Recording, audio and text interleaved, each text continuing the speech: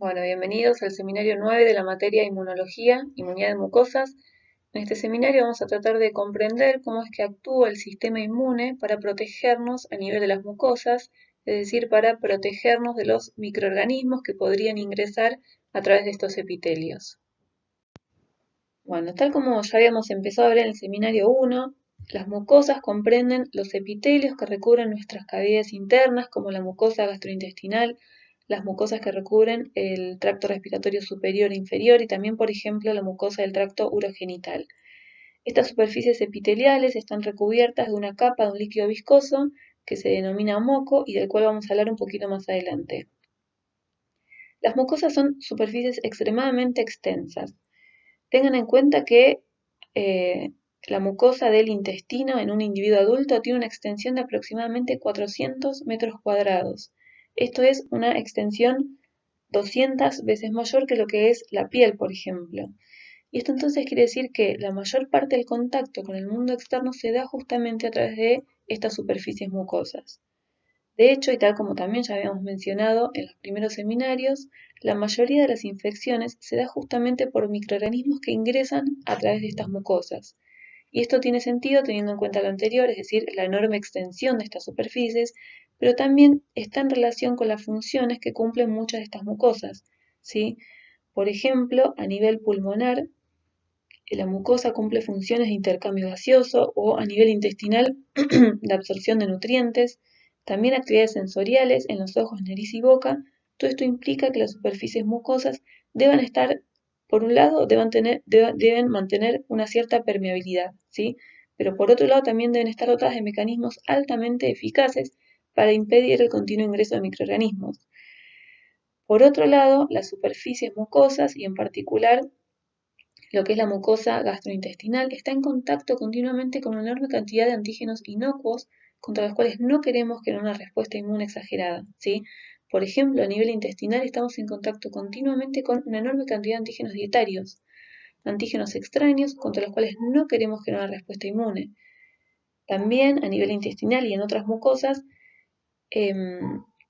las superficies epiteliales están en contacto con una enorme cantidad de flora comensal, ¿sí? De microorganismos comensales que no nos generan daños y contra los cuales no queremos generar una respuesta inmune exagerada. De hecho, una respuesta inmune aberrante contra antígenos dietarios o bacterias comensales, por ejemplo, están asociadas a enfermedades inflamatorias como son la enfermedad celíaca o la enfermedad de Crohn.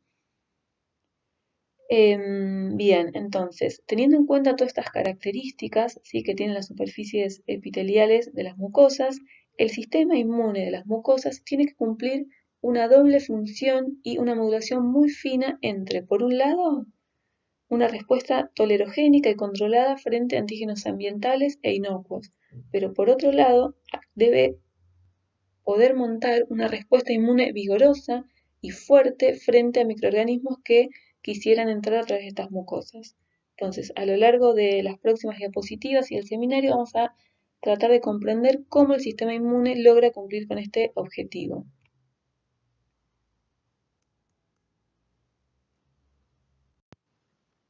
Bueno, el primer mecanismo que tiene el sistema inmune para protegernos frente a la entrada de microorganismos potencialmente patógenos son justamente las superficies epiteliales.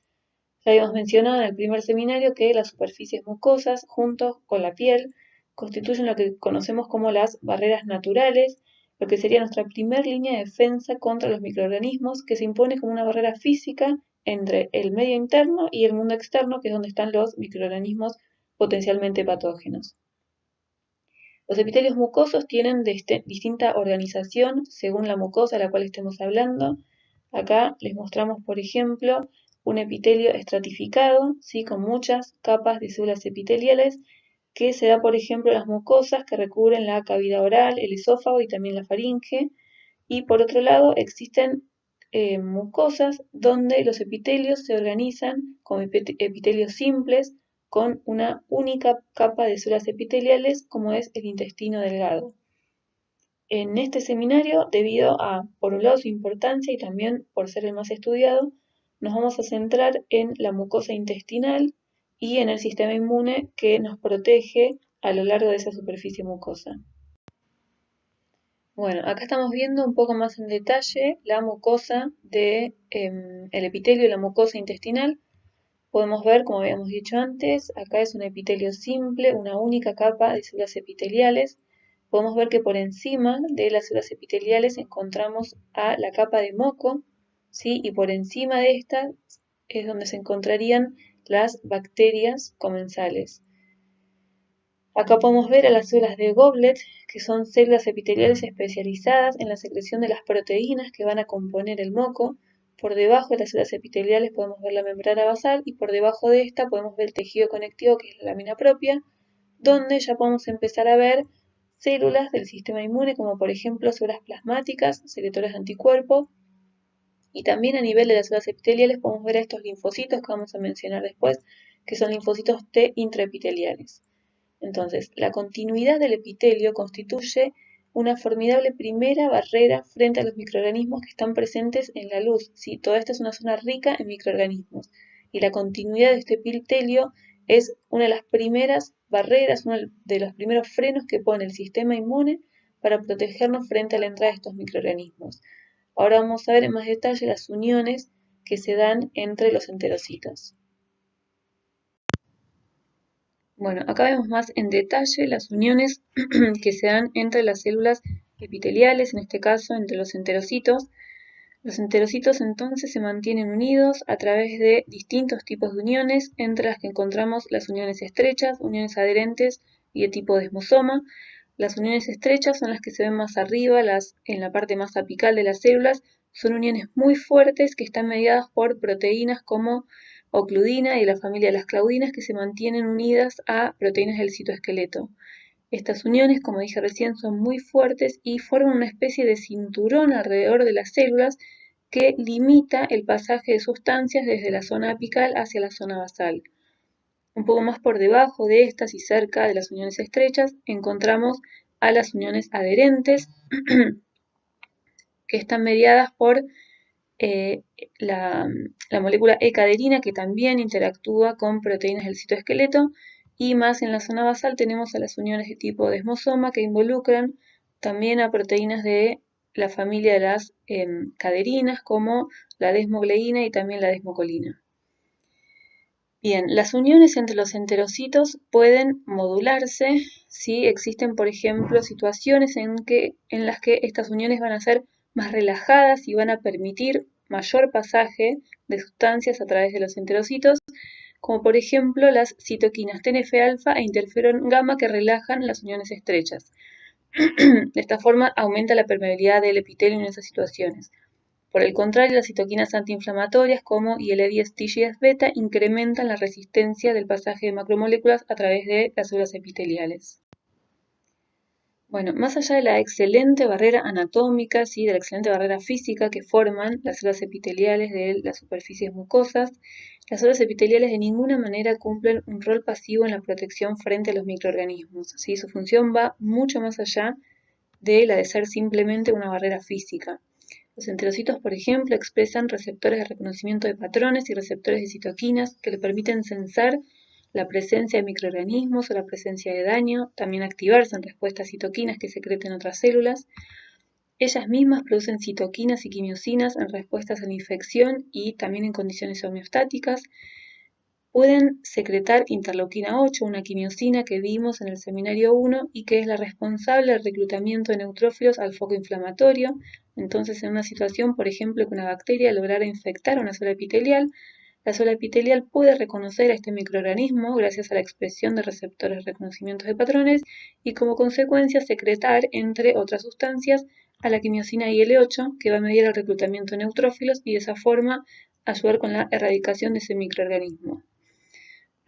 Además, las células epiteliales producen péptidos antimicrobianos, los producen de forma constitutiva y también su producción aumenta en condiciones de en presencia de citoquinas proinflamatorias. Las células epiteliales especializadas en la secreción de péptidos antimicrobianos son las células de Paneth y Además, las células epiteliales tienen la capacidad de secretar otras proteínas que van a contribuir con la respuesta inmune y antimicrobiana. Por ejemplo, tienen la capacidad de secretar lisozima. La lisozima es una enzima que va a hidrolizar peptidoglucanos que están presentes en distintas bacterias. También secretan lactoferrina, una proteína que une el hierro y de esa forma lo hace no disponible para los microorganismos. También, por ejemplo, secretan proteínas del complemento, entre otras sustancias que secretan. Además, y como ya mencionamos, las células de Goblet principalmente, que son un tipo de célula epitelial, producen las proteínas, las mucinas, que son las proteínas que conforman el moco. Bueno, por encima de la cara apical de las células epiteliales encontramos el moco, ¿sí? Este líquido viscoso que está formado por glicoproteínas de alto peso molecular que se llaman mucinas. Estas glicoproteínas son producidas por las células de Goblet y las mucinas en realidad forman parte de una familia de glicoproteínas que forman polímeros y esto es lo que le otorga al moco esta característica viscosa. Los hidratos de carbono y las mucinas además son muy complejos y esto hace que los microorganismos queden atrapados en este moco que luego va a ser rápidamente removido. Esa es otra característica importante del moco, que es su corta vida media, ¿sí? La vida media del moco es de minutos a horas y esto contribuye a que continuamente los microorganismos que queden atrapados, depositados en ese moco, sean removidos. ¿Sí? Los movimientos ciliares del tracto respiratorio, por ejemplo, o los movimientos peristálticos en el intestino ayudan a que el moco sea continuamente removido hacia el exterior y con ese moco los microorganismos que pudieran haber quedado atrapados en ellos. Entonces, además, también vale la pena destacar que las mucinas se integran en la cara apical de las células epiteliales conformando lo que se llama el glucocálix y de esa forma poniendo una distancia extra entre los microorganismos y las células epiteliales.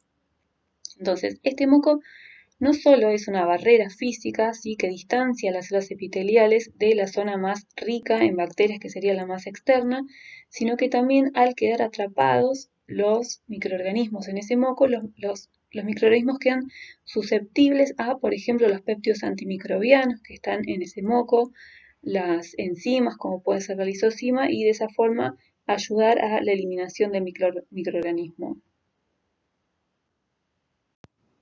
Bueno, un poco para ir terminando con esta primera parte, es decir, cuáles son los primeros mecanismos con los que cuenta el sistema inmune para impedir el ingreso de los microorganismos a través de las mucosas.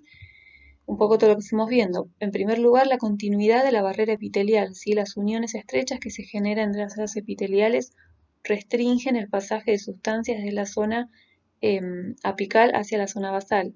Por otro lado, sustancias producidas por las mismas células epiteliales, por ejemplo, el moco, formado por las mucinas generadas por las células de Goblet. Por otro lado, también factores químicos presentes en ese moco, ¿sí? Como los péptidos antimicrobianos, lisozima, lactoferrina. También, por ejemplo, factores físicos que fuimos mencionando, como es los movimientos ciliares o movimientos peristálticos que promueven continuamente la eliminación del moco y con eso la eliminación de los microorganismos que pudieran haber quedado atrapados en este moco. También como factor físico está el punto de la alta tasa de recambio que tienen las células epiteliales. Las células epiteliales tienen una alta tasa de recambio, siendo por ejemplo en el intestino que las células epiteliales del intestino se renuevan completamente en el plazo de 5 días.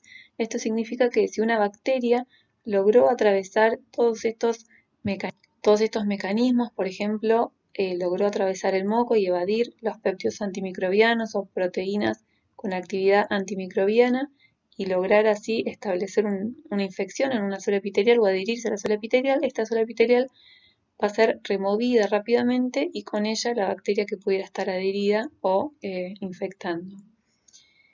Otro punto muy importante a nivel de las mucosas es la flora comensal. Vamos a hablar de la flora comensal un poquito más adelante. Estas bacterias o microorganismos, mejor dicho, que forman la flora comensal con la que convivimos, compiten, ¿sí? Por alimento, por espacio, con bacterias patogénicas, pero no solo eso, sino que también ellas mismas algunas secretan sustancias que pueden impedir el crecimiento de bacterias patogénicas. Por último, la IgA secretoria que vamos a mencionar después, la inmunoglobulina isotipo IgA, que es dimérica y es obviamente producida por un plasmocito que se ubica en la lámina propia. La IgA es un componente muy importante a nivel de la superficie de las mucosas que nos está protegiendo contra la infección de microorganismos. Bueno, ahora vamos a hablar del sistema inmune adaptativo de las mucosas y teniendo en cuenta lo que habíamos dicho antes de que las mucosas representan enormes áreas superficiales vulnerables a la infección por microorganismos patógenos, no es raro pensar entonces en que el sistema inmune de las mucosas es el mayor sistema de tejidos linfoides de los mamíferos. Fíjense que en el humano adulto contiene aproximadamente el 80% de los linfocitos del organismo y donde se produce la mayor cantidad de inmunoglobulinas en un individuo sano. Entonces, ahora vamos a empezar a hablar de cómo se organiza el sistema inmune de las mucosas.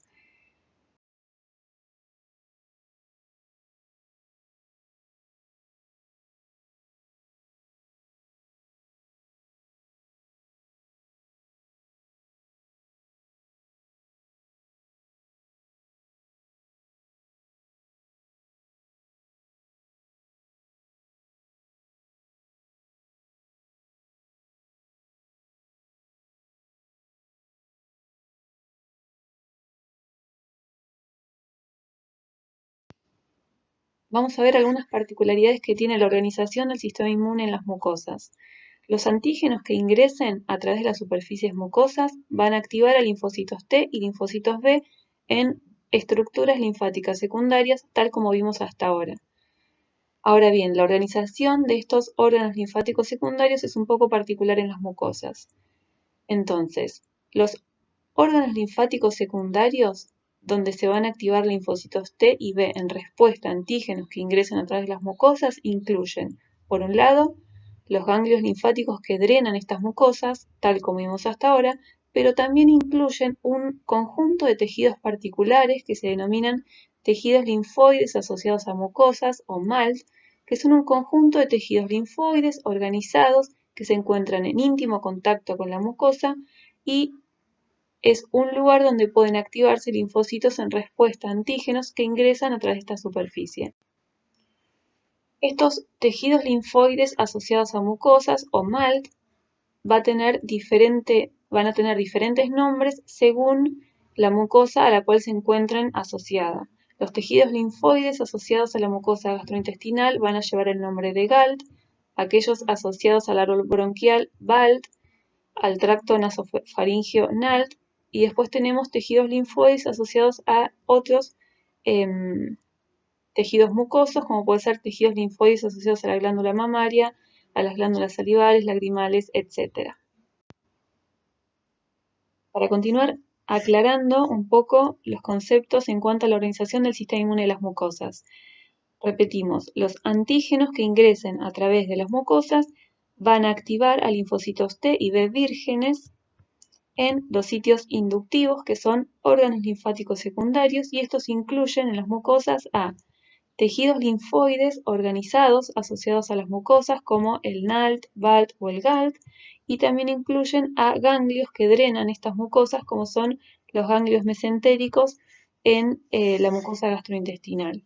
Los linfocitos T y B que se activen en estos sitios inductivos del sistema inmune de las mucosas, como siempre, van a salir de estos por linfa, van a volver a la circulación sanguínea a través del ducto torácico para luego retornar a los sitios efectores, que son los sitios donde ingresó el antígeno y donde se requiere la respuesta de estas células efectoras. Allí se van a reclutar linfocitos T efectores, linfocitos T de memoria efectores y plasmoblastos.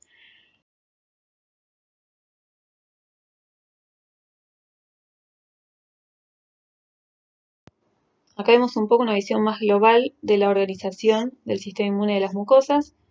Entonces, vamos de a poco. Los antígenos entonces van a ingresar a través del epitelio mucoso a los sitios inductivos de las mucosas. Los sitios inductivos de las mucosas pueden ser tejidos linfoides asociados a las mucosas, ¿sí? Como distintos componentes del MALT. Acá menciona algunos ejemplos como placas de Peyer, folículos linfoides aislados, o también otro sitio inductivo del sistema inmune de las mucosas pueden ser los ganglios linfáticos que drenan estas mucosas. Entonces los antígenos van a ingresar por el epitelio mucoso y van a llegar a los sitios inductivos del sistema inmune de las mucosas. Una vez allí van a activar a linfocitos T o linfocitos B de la misma forma que vimos en los seminarios anteriores. Una vez que esas células se activaron, van a salir como siempre vía circulación linfática y luego a través del ducto torácico volverán a la circulación sanguínea y una vez en la circulación sanguínea recién ahí van a retornar a los sitios efectores de las mucosas y es donde se van a establecer los linfocitos T efectores, linfocitos T de memoria efectores o plasmocitos. Entonces, hablando ahora del tráfico linfocitario del sistema inmune de las mucosas, es un poco lo que acabamos de mencionar anteriormente. Los antígenos van a ingresar a través de la superficie mucosa, ¿sí? A través del epitelio, hacia los tejidos inductivos de la mucosa. ¿Sí? Esos sitios inductivos, repito, pueden ser tejidos linfoides asociados a mucosas o pueden ser los ganglios drenantes de esas mucosas.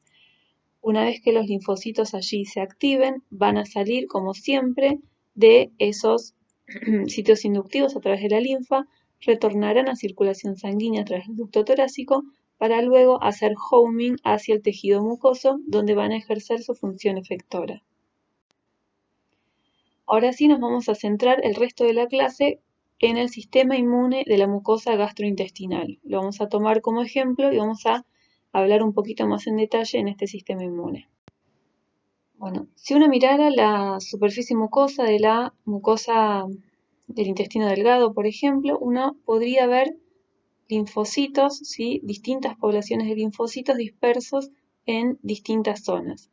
Vamos a ver linfocitos en zonas organizadas, ¿sí? En zonas organizadas, como podemos ver acá, placas de Peyer o folículos linfoides aislados. Estos son tejidos linfoides asociados a la mucosa gastrointestinal, es decir, son parte del GALT. Y también podríamos encontrar linfocitos dispersos a lo largo del epitelio y también de la lámina propia, ¿sí? Estos representarían los sitios inductivos, es decir, las placas de Peyer y los folículos aislados representarían los sitios inductivos, mientras que la lámina propia y el epitelio representarían los sitios efectores. En los sitios efectores vamos a encontrar linfocitos T efectores o linfocitos T memoria efectores, también vamos a encontrar plasmocitos y células linfoides innatas, y en estas estructuras linfoides organizadas, en las placas de Peyer, en los folículos linfoides aislados, es decir, en el GALT, vamos a encontrar linfocitos y T vírgenes organizados, ¿sí? En distintas zonas, y obviamente podríamos llegar a encontrar linfocitos efectores que derivaron de la activación de los primeros. Ahora vamos a ver de forma global la organización del sistema inmune de la mucosa gastrointestinal. Esta diapositiva es muy similar a la que vimos antes, pero hace el foco ahora en la mucosa gastrointestinal. Entonces, los antígenos van a ingresar, como dijimos antes, a través del epitelio a los sitios inductivos de la mucosa gastrointestinal. Fíjense acá, vemos como los antígenos ingresan a través de unas células epiteliales particulares que se llaman células M, que las vamos a ver después, o los antígenos también pueden ser captados por células dendríticas que estén cerca del epitelio. Sea cual fuera el camino, el antígeno va a llegar a los sitios inductivos del sistema inmune de la mucosa gastrointestinal, que son tejidos linfoides asociados a la mucosa gastrointestinal, como pueden ser placas de Peyer, folículos linfoides aislados o el apéndice, o también pueden ser los ganglios que drenan la mucosa gastrointestinal, como los ganglios mesentéricos. Entonces,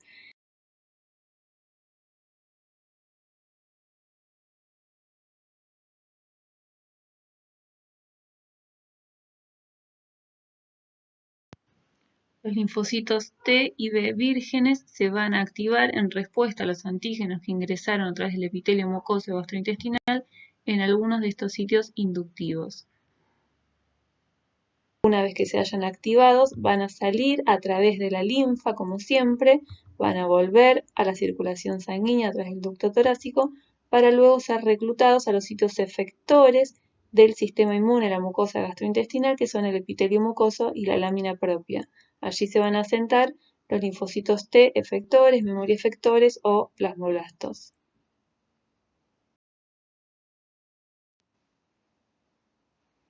Bien, entonces repitiendo, los sitios inductivos de la mucosa gastrointestinal, es decir, los sitios donde se van a activar linfocitos T y B naive en respuesta a antígenos que ingresen a través de la mucosa intestinal, pueden ser placas de Peyer, que se encuentran en el intestino delgado, ganglios mesentéricos, folículos linfoides aislados que se encuentran en la lámina propia a lo largo de todo el intestino y también el apéndice. Mientras que las placas de Peyer se encuentran solo en el intestino delgado, los folículos linfoides aislados se encuentran a lo largo de todo el intestino con mayor densidad en el intestino grueso. Placas de Peyer se estima que en el adulto existen entre 100 y 200 placas de Peyer en el intestino delgado y a lo largo de todo el intestino se estima que hay unos 30.000 folículos linfoides aislados. Bueno, acá podemos ver la estructura de sitios inductivos del sistema inmune de las mucosas gastrointestinal. Acá tenemos los ganglios mesentéricos y acá a la derecha la estructura de una placa de Peyer, que es un tejido linfoide asociado a la mucosa gastrointestinal, es decir, es parte del GALT. La estructura del ganglio mesentérico no nos vamos a detener acá porque es la misma que la que vimos para el resto de los ganglios linfáticos. Nos vamos a detener sí un poquito más en la estructura de la placa de Peyer. Fíjense que la placa de Peyer tiene una organización que puede ser análoga a lo que es el ganglio linfático. Tiene folículos B, que son estos amarillos, con centros germinales. Entre esto tiene a las zonas T, es decir, las zonas donde se van a encontrar los linfocitos T.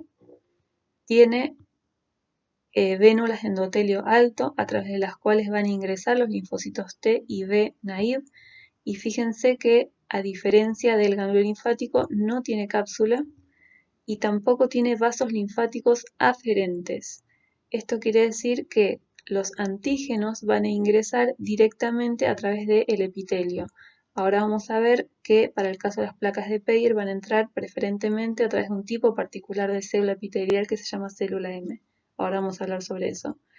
Entonces, como les decía, no tiene vasos linfáticos aferentes, pero sí tiene vasos linfáticos eferentes. Estos vasos linfáticos eferentes es a través de los cuales van a salir los linfocitos T y B para luego ser parte de la vía linfática aferente de los ganglios mesentéricos, ¿sí? Es decir, estos son vasos linfáticos eferentes, de las placas de Peyer que luego se convierten en vasos linfáticos aferentes de los ganglios mesentéricos. Luego, por circulación linfática, van a retornar a circulación sanguínea a través del ducto torácico para volver, si es que son células efectoras, a los tejidos efectores de la mucosa intestinal. En esta otra diapositiva vamos a ver un poquito más en detalle la estructura entonces de la placa de Peyer. Fíjense, como dijimos, tenemos las zonas B, la zona de los folículos, las zonas T, por encima de estas zonas y por debajo del epitelio tenemos lo que se llama la zona del domo subepitelial. Es una zona rica en células dendríticas, también hay linfocitos T y linfocitos B, y por encima de la placa de Peyer y también por encima de los folículos linfoides aislados encontramos una zona del epitelio que tiene un nombre diferencial que se llama FAE por Follicle Associated Epithelium. En este epitelio se encuentran este tipo particular de células epiteliales que son las células M y es a través de las cuales van a ingresar los antígenos desde la luz intestinal hacia la placa de Peyer o el folículo linfoide aislado.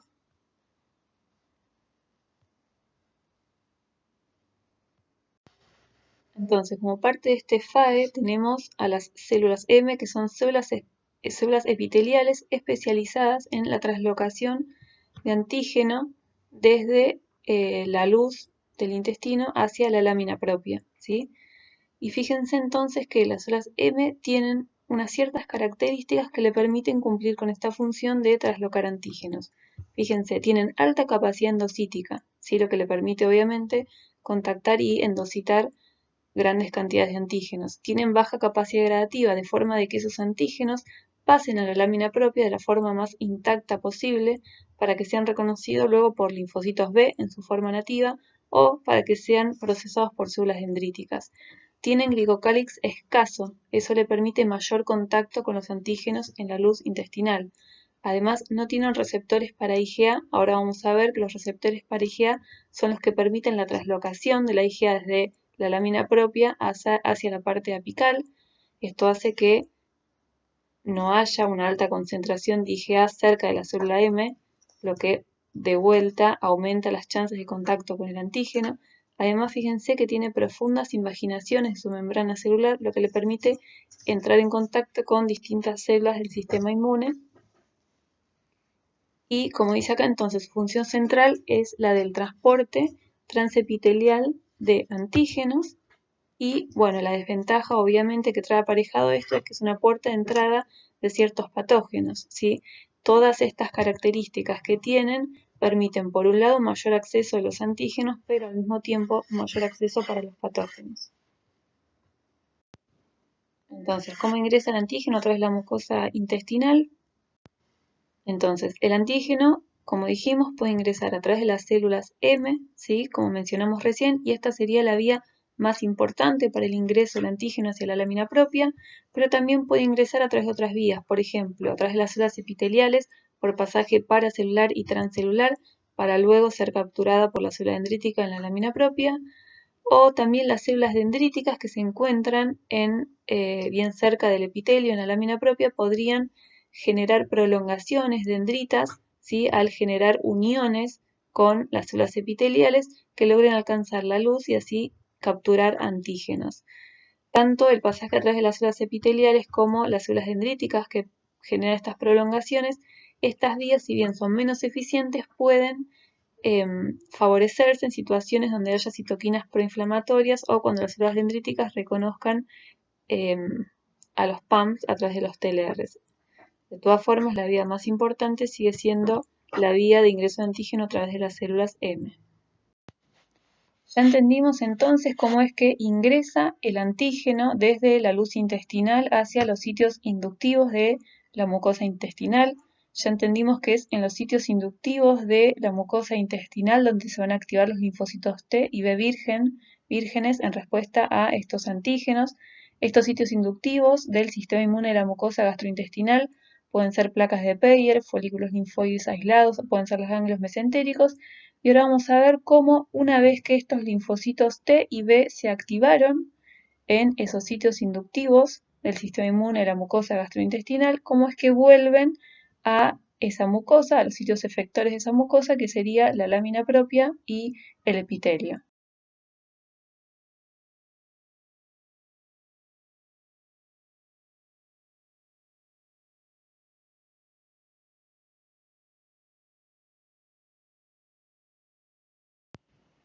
Vamos a ver de a poco esta diapositiva que es un poco compleja, de cómo se activan los linfocitos en respuesta a antígenos en la mucosa gastrointestinal.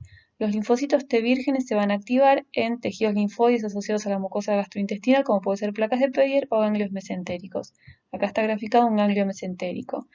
El linfocito T allí se va a activar tal como vimos en el seminario 2, ¿sí? Va a recibir señal 1 y señal 2 por una célula dendrítica, eso va a inducir la expansión clonal y la diferenciación hacia distintos perfiles efectores. Las células efectoras van a salir por linfa y van a volver a circulación sanguínea.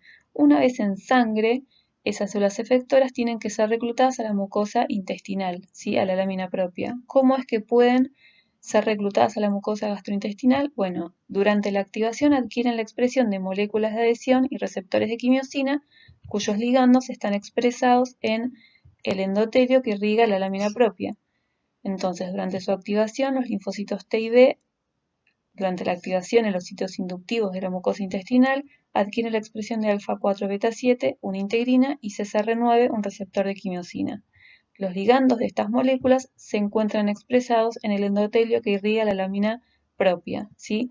MAdCAM1, el ligando alfa-4 beta-7, está expresado en el endotelio de la lámina propia, y CCL25, el ligando de CCR9, es producido por las células epiteliales y se pega a los GAGs del endotelio.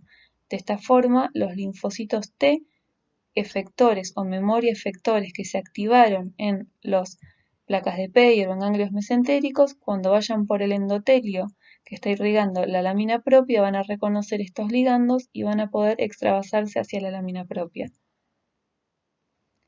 ¿Qué es lo que determina que el linfocito T o B que se activa en los sitios inductivos de la mucosa intestinal expresen alfa-4 beta-7 y CCR9? Bueno, el ácido retinoico producido por las células dendríticas. Las células dendríticas de la mucosa intestinal tienen la capacidad de generar ácido retinoico a partir de vitamina A, y esto es gracias a la expresión de esta enzima, cuya expresión se induce por factores justamente producidos por las células epiteliales como el TSLP. Acá podemos ver cómo un linfocito T efector o memoria efector que se activó en un sitio inductivo de la mucosa intestinal. Yo sé esto porque expresa alfa-4 beta-7 y CCR9. Este linfocito, fíjense que expresa alfa-4 y beta-7, alfa-4 beta-7 con una afinidad que dice baja. Recuerden que las integrinas tienen un estado de baja y otro de alta afinidad. En principio el estado de afinidad de esta integrina es baja. Este linfocito T va a reconocer a CCL25 que está pegado sobre el endotelio a través de el CCR9, lo reconoce y de esa forma cambia la afinidad alfa-4 beta-7, volviéndose ahora de alta afinidad por MAdCAM1. Eso le permite la adherencia estable y la diapédesis hacia la zona de mayor concentración de CCL25. Fíjense que algunos linfocitos T efectores se van a quedar en la lámina propia, mientras que otros van a pasar a ser parte de estos linfocitos intraepiteliales, ¿sí? Linfocitos que entran en íntimo contacto con las células epiteliales. La característica de estos linfocitos intraepiteliales que le permiten acercarse a las células epiteliales es que además expresan alfa-E beta-7, ¿sí? Además de alfa-4 beta-7, expresan también alfa-E beta-7.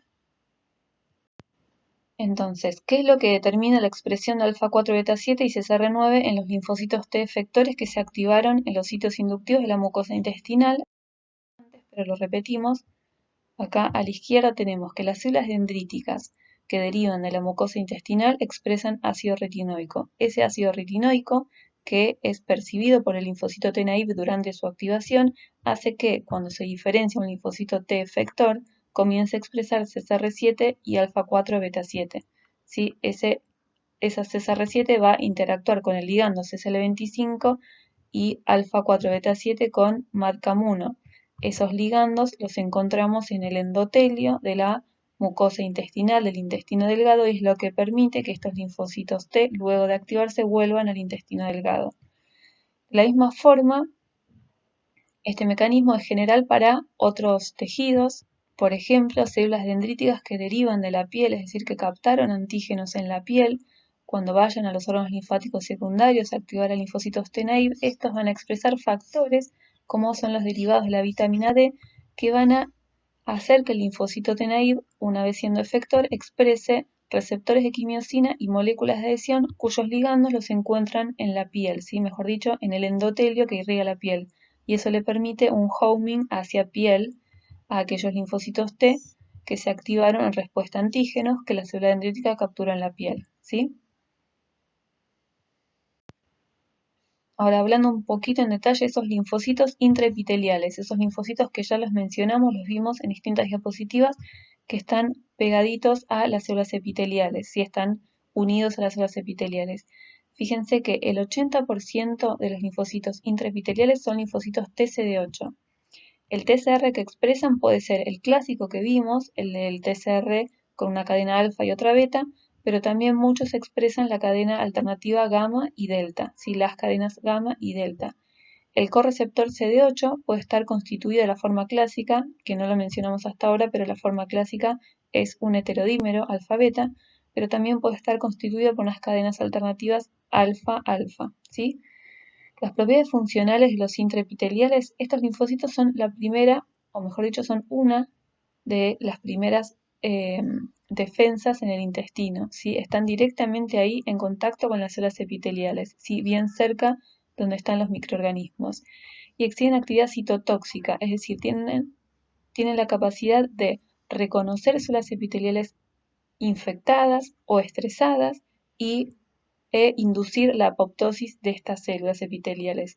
De esa forma modulan la cinética de renovación de las células epiteliales y preservan la integridad del epitelio, ¿sí? Si una célula está infectada o está estresada y no es rápidamente eliminada por apoptosis, esa célula luego puede sufrir necrosis, lo que puede llegar a dañar la integridad del epitelio, ¿sí? Los linfocitos intraepiteliales pueden reconocer células dañadas, células estresadas o infectadas y eliminarlas por apoptosis. Además secretan citoquinas y entre las citoquinas que secretan citoquinas antiinflamatorias y de esta forma juegan un rol importante en lo que es la tolerancia frente a antígenos dietarios, por ejemplo. Una característica particular de los linfocitos intraepiteliales es que estos son bastante móviles, ¿sí? Fíjense que tienen acá está dibujado un patrón de migración, que es un patrón de migración estructurado, lo que sugiere que están como vigilando a las células epiteliales. Como dijimos antes, van reconociendo si hay células epiteliales infectadas o estresadas que deben ser eliminadas. Ahora vamos a pasar a cómo se activan los linfocitos B vírgenes en los sitios inductivos de la mucosa intestinal y cómo es el asentamiento luego de los plasmoblastos en la lámina propia intestinal.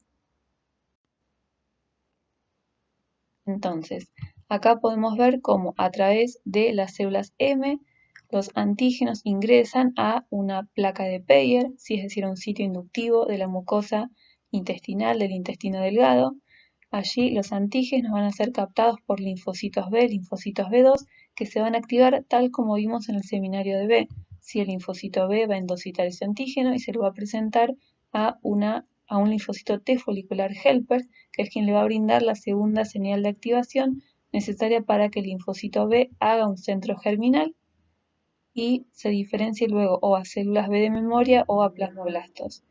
Estos plasmoblastos luego van a salir por linfa primero para luego por circulación sanguínea retornar hacia la lámina propia donde se van a asentar como células plasmáticas secretores de anticuerpos. Como ya fuimos mencionando antes, el isotipo preferencial que van a secretar los plasmocitos de linfocitos que se activaron en los sitios inductivos de la mucosa es el isotipo IgA, ¿sí?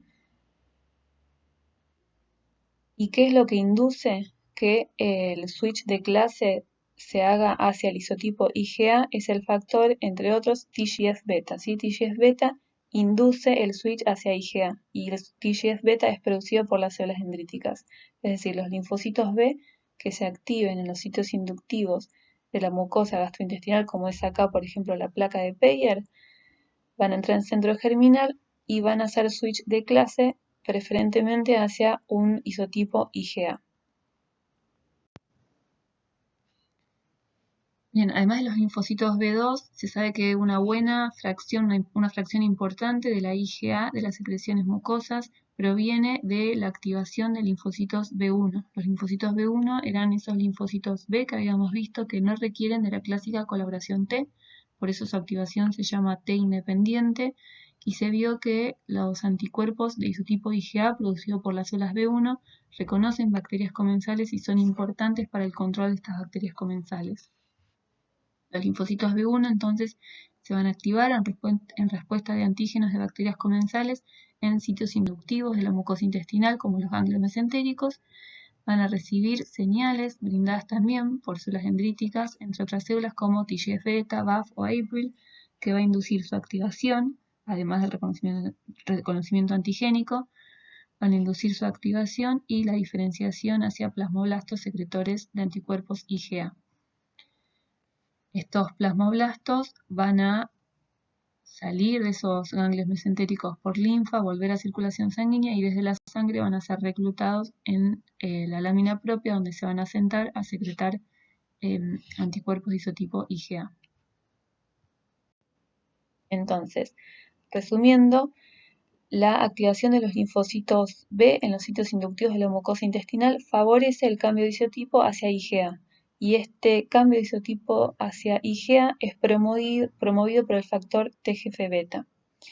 Los plasmoblastos provenientes de los linfocitos B que se activaron en los sitios inductivos de la mucosa intestinal van a expresar las moléculas de adhesión y el receptor de quimiosina que le va a permitir el asentamiento en la mucosa intestinal, ¿sí? Alfa 4 beta 7.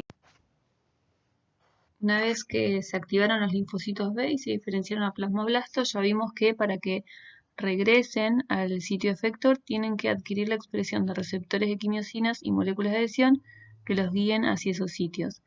Acá vemos cómo los plasmoblastos que derivan de linfocitos que se activaron por antígenos que ingresaron por el intestino delgado van a adquirir la expresión de CCR9 y alfa-4 beta-7, lo que le permitirá una vez en sangre hacer homing preferencialmente al intestino delgado. Sin embargo, fíjense que también van a adquirir la expresión de otros receptores de quimiosinas y moléculas de adhesión que le permitirán el asentamiento en otros sitios. De la misma forma, plasmoblastos que derivan de linfocitos B que se activaron en el tracto respiratorio, fíjense que adquieren receptores de quimiosinas que le van a permitir el homing a médula ósea, pero también obviamente al tracto respiratorio donde se activaron, o mejor dicho, donde provienen los antígenos que lo activaron. Una vez que el plasmocito entonces se asienta acá en la lámina propia de la mucosa intestinal, comienza a secretar IgA, secreta IgA de forma dimérica, que son dos moléculas de IgA unidas por un péptido J, es el mismo péptido J que participa en la pentamerización de la IgM. Este péptido J obviamente es producido por el plasmocito. Esta IgA dimérica se va a unir al receptor polimérico de IgG, este receptor poli-Ig que está expresado en la cara basal de la célula epitelial. Este complejo va a ser internalizado y va a ser transportado por la célula epitelial hacia la luz intestinal.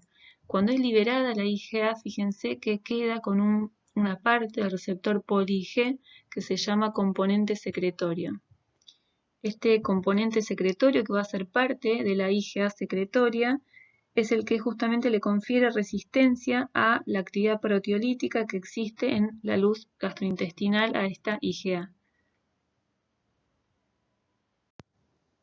Vamos a ver algunas características particulares de la IgA secretoria. Como mencionamos recién, la IgA secretoria tiene una alta resistencia por las proteasas que se encuentran a nivel intestinal.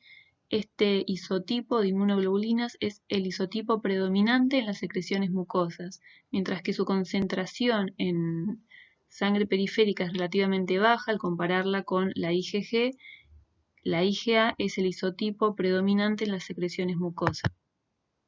Además, si uno mirara el total de inmunoglobulinas que produce un individuo sano adulto, uno podría ver que el isotipo que más se produce por día es el IgA, ¿sí? Un individuo sano adulto produce aproximadamente entre 2 y 4 gramos de inmunoglobulina A por día.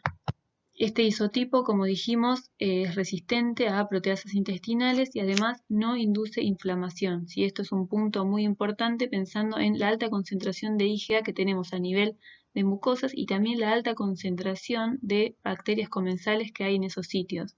¿Sí? La IgA secretoria lo que va a poder hacer es neutralizar microorganismos que se encuentren en las superficies mucosas sin inducir inflamación.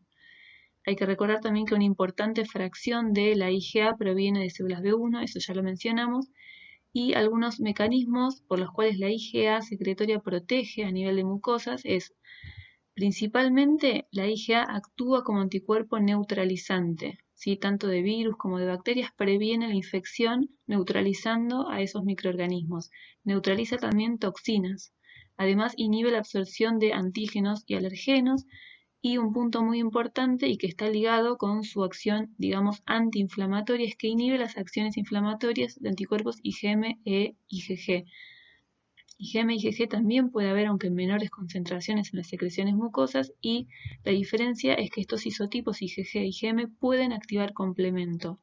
La IgA, a diferencia, no puede activar complemento y al unir a los microorganismos va a impedir que se le peguen IgG e IgM que podrían llegar a generar inflamación activando complemento. Acá se menciona la concentración de IgA en las secreciones mucosas de la mucosa intestinal, donde se llega a concentraciones de 1 miligramo mililitro. Como acabamos de mencionar, el isotipo de inmunoglobulina que más se produce por día es la IgA. La IgA, como dijimos, está predominantemente en las secreciones mucosas, mientras que si uno mira la sangre periférica, el isotipo que más se encuentra es IgG. Una característica particular de la mucosa intestinal, si uno mira una mucosa intestinal sana en condición de no infección, va a ver que igual podemos encontrar una gran cantidad de linfocitos T activados, linfocitos T efectores o memoria efectores. También vamos a encontrar en la lámina propia plasmocitos secretores de IgA y también vamos a encontrar a células linfoides innatas para lo que es la mucosa intestinal predominantemente del tipo 3, que son las que secretaban IL-17 e IL-22. Todas estas células que se encuentran en condiciones, como dije antes, de no inflamación, no infección, en condiciones sanas, están continuamente contribuyendo con la funcionalidad de la barrera epitelial. Fíjense, la IL-17 producida tanto por las TH17 que se encuentran en la lámina propia de la mucosa intestinal y también producidas por las linfoides innatas de tipo 3, van a inducir la expresión del receptor de poli-Ig en las células epiteliales. Este era el receptor que mediaba el transporte de IgA secretoria. Por otro lado, la IL-17 promueve la integridad de la barrera epitelial fortaleciendo las uniones estrechas. También las citoquinas IL-17 y IL-22, como ya habíamos visto, estimulan la producción de péptidos antimicrobianos y mucinas por las células epiteliales. No vamos a repetir acá el rol importantísimo que tienen el moco y los péptidos antimicrobianos que están embebidos en ese moco. Por otro lado, fíjense, la IgA secretoria, como dice acá, se vio que está recubriendo el 75% de las bacterias del lumen intestinal. ¿Sí? Esto va a impedir que las bacterias que se encuentran opsonizadas por IgA, o sea, les va a dificultar el acceso de estas bacterias hacia el epitelio y además va a favorecer que esas bacterias se queden atrapadas en el moco que luego va a ser removido. En condiciones homeostáticas en el intestino, además de encontrar plasmocitos secretores de IgA, de encontrar linfocitos TH17, también encontramos células efectoras con perfiles reguladores. Es decir, en condiciones homeostáticas existe un balance, una respuesta efectora y reguladora. ¿Sí? La IgA secretada por los plasmocitos es necesaria para controlar a las bacterias de la flora comensal, pero también va a ser importante para prevenir el ingreso de bacterias patogénicas. Las citoquinas secretadas por los linfocitos TH17 son importantes para fortalecer la barrera epitelial y los mecanismos inmunes mediados por estas células epiteliales, como la secreción de moco, los péptidos antimicrobianos, pero al mismo tiempo también la presencia de linfocitos T reguladores es necesaria para contrarrestar los posibles efectos inflamatorios que pudieran ejercerse contra estas bacterias. Este balance entre una respuesta efectora y reguladora de hecho está promovida por las bacterias comensales.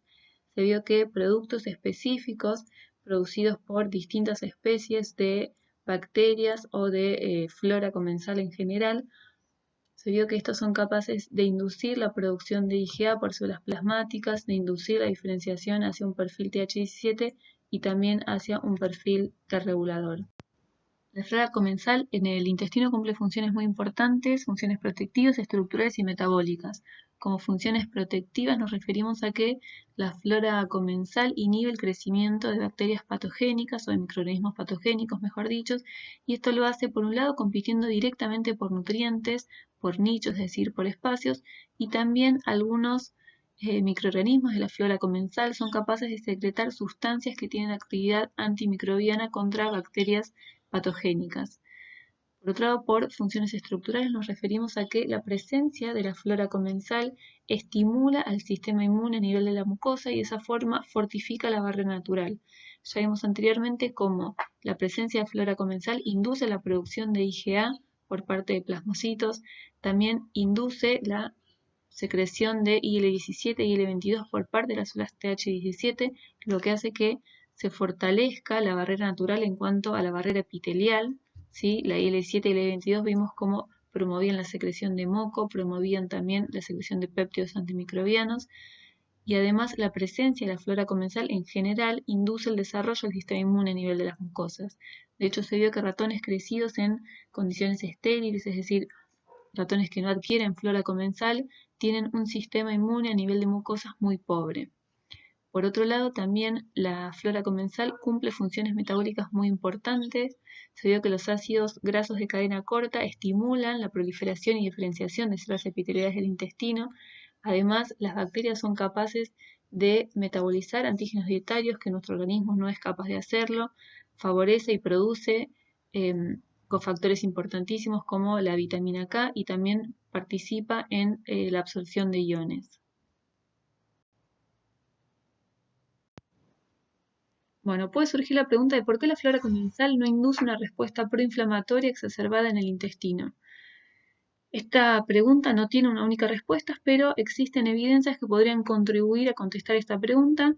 Y antes que nada hay que recordar que la flora comensal, al igual que la flora patogénica, expresa PAMS, ¿sí? Esto no sería la explicación o la respuesta a esta pregunta, ¿sí?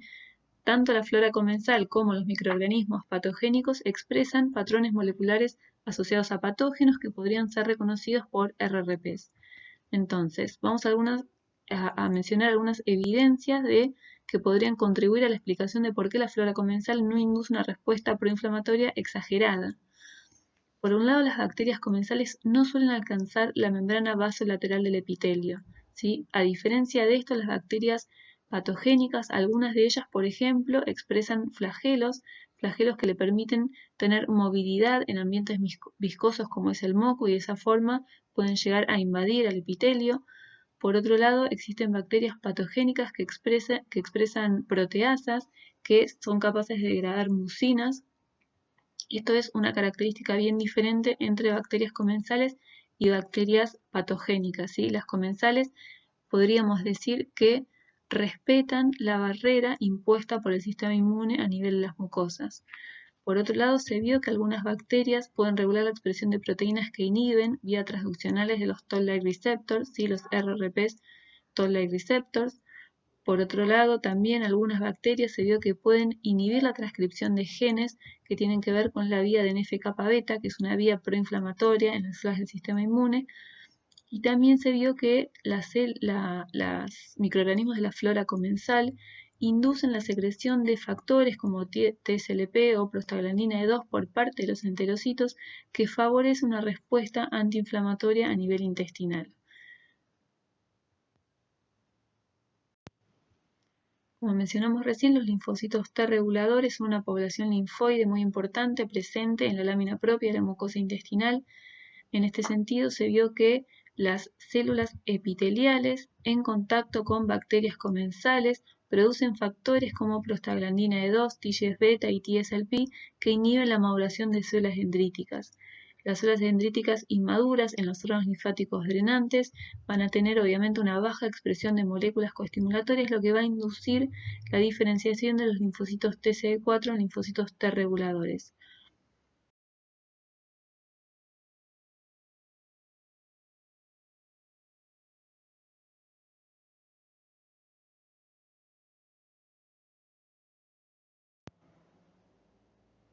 Otro tipo celular que encontramos en la mucosa intestinal son las células linfoides innata, en particular en la mucosa intestinal, en condiciones homeostáticas encontramos preferentemente al grupo 3, las células linfoides innatas del grupo 3. Las características de estas células ya se mencionaron en el seminario 1. Tal como habíamos dicho ahí, son células que comparten un progenitor linfoide con los linfocitos T y con los linfocitos B, pero que no expresan receptores antigénicos, es decir, no responden a antígenos, sino que se activan en respuestas a citoquinas y en respuesta a estas citoquinas secretan un conjunto particular de citoquinas que van a amplificar el tipo de respuesta que median cada una de estas poblaciones.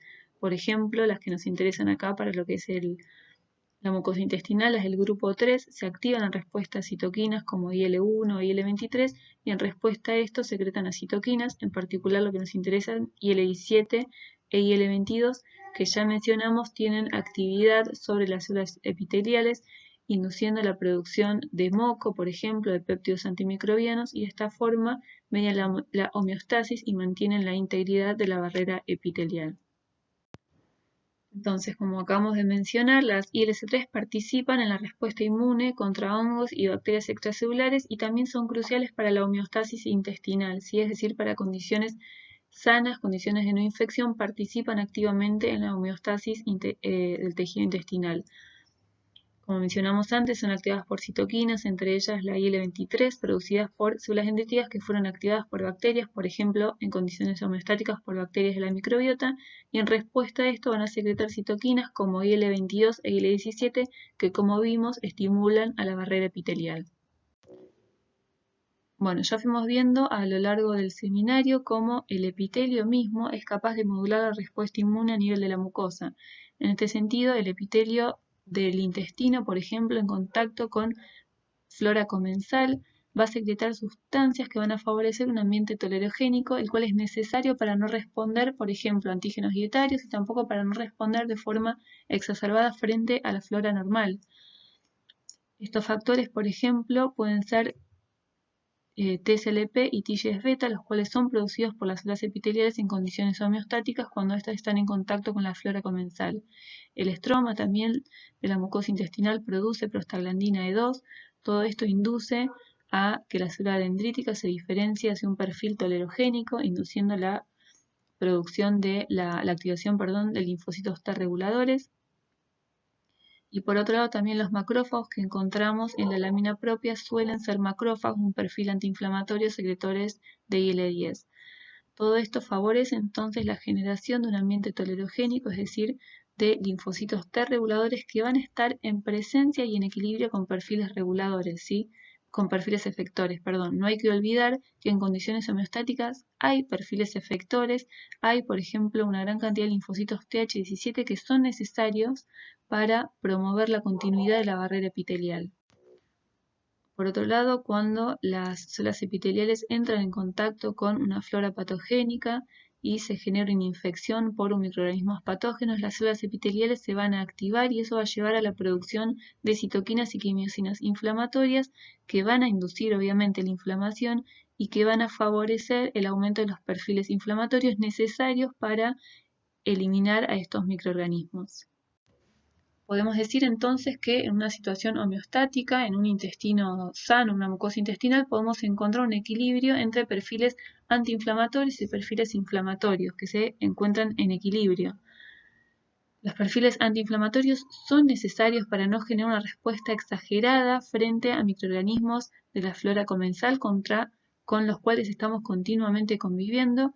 También son necesarios para no generar una respuesta frente a antígenos inocuos, pero al mismo tiempo la presencia de esta enorme cantidad de microorganismos necesita ser controlada por una respuesta efectora. Y al mismo tiempo mencionamos cómo citoquinas, como por ejemplo producida por las células Th17, son necesarias para estar continuamente promoviendo la integridad de la barrera epitelial.